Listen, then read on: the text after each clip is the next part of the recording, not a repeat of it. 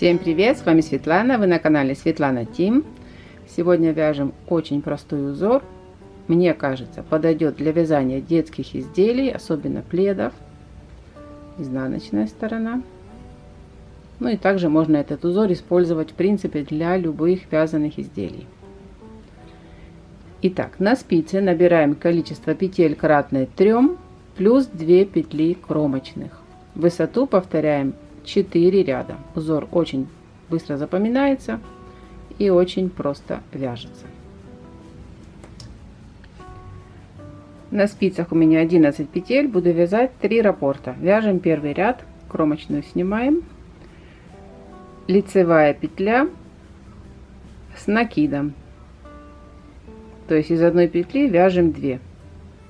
Смотрите, лицевая петля, и выполняю еще один накид, получаем из одной петли 2. Так вяжем до конца ряда.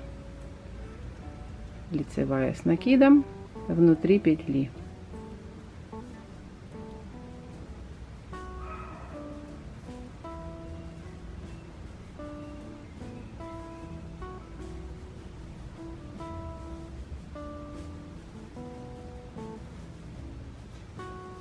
В конце ряда кромочную провязываем изнаночной петлей.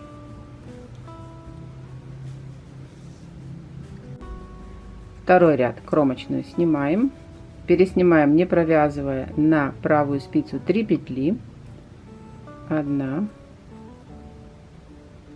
2 и 3. Возвращаем эти петли на левую спицу и вяжем из 3 петель 3 вместе лицевой за заднюю стенку, накид, 3 вместе лицевой за заднюю стенку. Повторяем раппорт. Снимаем 3 петли, не провязывая, и вяжем из 3 петель 3 вместе лицевой, накид, 3 вместе лицевой. И последний раппорт. Переснимаем 3 петли, не провязывая, на правую спицу.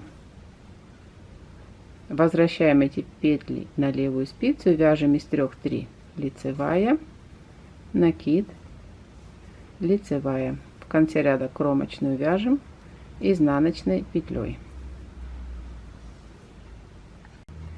Во втором ряду кромочную снимаю, вяжу все петли лицевыми за переднюю стенку.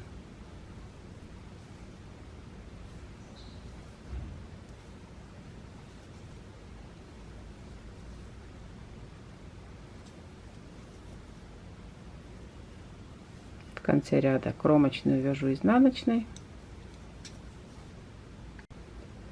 Четвертый ряд также вяжем лицевыми петлями. Затем узор повторяем с первого ряда. То есть повторяем всего лишь 4 ряда в высоту. Пятый ряд вяжем точно так же, как и первый.